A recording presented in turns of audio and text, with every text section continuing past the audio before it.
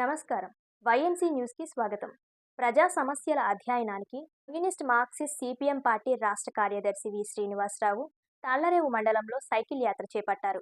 కాకినాడ సుందరయ్య భవన్ నుండి బయలుదేరిన ఈ సైకిల్ యాత్రకు గురజనపల్లి జంక్షన్లో తాళ్లరేవు మండలం సిపిఎం పార్టీ కార్యకర్తలు కలిసి స్వాగతం పలికారు. అక్కడ నుండి ప్రజల యొక్క సమస్యలను అడిగి తెలుసుకోవడం జరిగింది. ప్రజల నుండి డ్రైనేజీ సమస్యలు, ఉపాధి పనులు, ఇళ్ల స్థలాలు ఇలా పలు రకాలైన సమస్యలు వెలుగులోనికి రావడం జరిగిందని రాష్ట్ర కార్యదర్శి వి శ్రీనివాసరావు అన్నారు.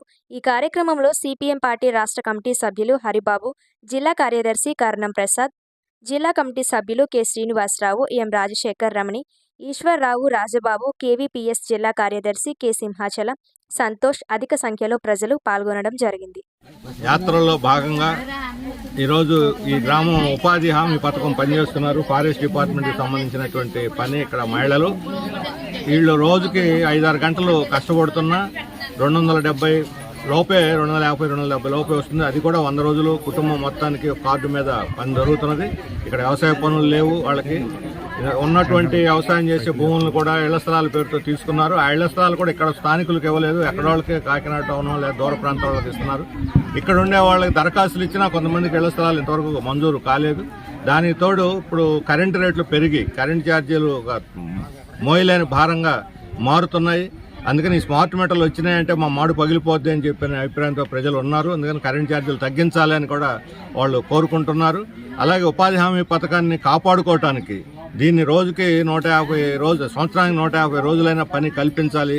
600 రూపాయల వేతనం ఇస్తే ఈరోజు అసలే పని లేనటువంటి రోజుల్లో కుటుంబం మొత్తం గడవాలి అని అంటే ఆ మార్కైనా ప్రభుత్వం దీన్ని కాపాడాలి. దీన్ని ఎత్తేసే ఎటువంటి ప్రయత్నాలను కూడా మేము అనుమతించము, అంగీకరించము అని చెప్పి తెగేసి వీళ్ళు ప్రజలు కూడా గట్టిగా చెప్తున్నారు. అందువల్లనే మేము ఈ ప్రజా చైతన్య యాత్రలో భాగంగా ఉపాధి హామీ పథకాన్ని కాపాడుకొని దాన్ని మరింత ఎక్కువ పనిదినాలు, ఎక్కువ వేతనాలు ఇచ్చే విధంగా వాళ్ళ యొక్క జీవన విధానం బాగుపడటానికి, మెరుగుపడటానికి దీన్ని తోడ్పడాలి. రాష్ట్ర ప్రభుత్వం దీన్ని ఏదో రకంగా ఇది పని లేదు, వీళ్ళకి సోమరులు అవుతున్నారు, ఇది ఉపాధి హామీ పథకం దండగా దీన్ని వ్యవసాయంతో అనుసంధానం చేస్తామని చెప్పేటువంటి ఇది దీని ప్రజలకి వాళ్ళకి ఉపాధి లేకుండా చేయటమే, వాళ్ళకి అన్యాయం చేయటమే. అందువల్ల పూర్తి స్థాయిలో ఈ ఉపాధి హామీ పథకాన్ని పరిరక్షించుకోవడానికి వ్యవసాయ కార్మిక సంఘం 12వ తేదీ నెల ధర్నా పెట్టింది. వారికి మా సిపిఎం ఈ ప్రజా చైతన్య యాత్రల తరఫున కూడా పూర్తి మద్దతుని తెలియజేస్తా ఉన్నాం.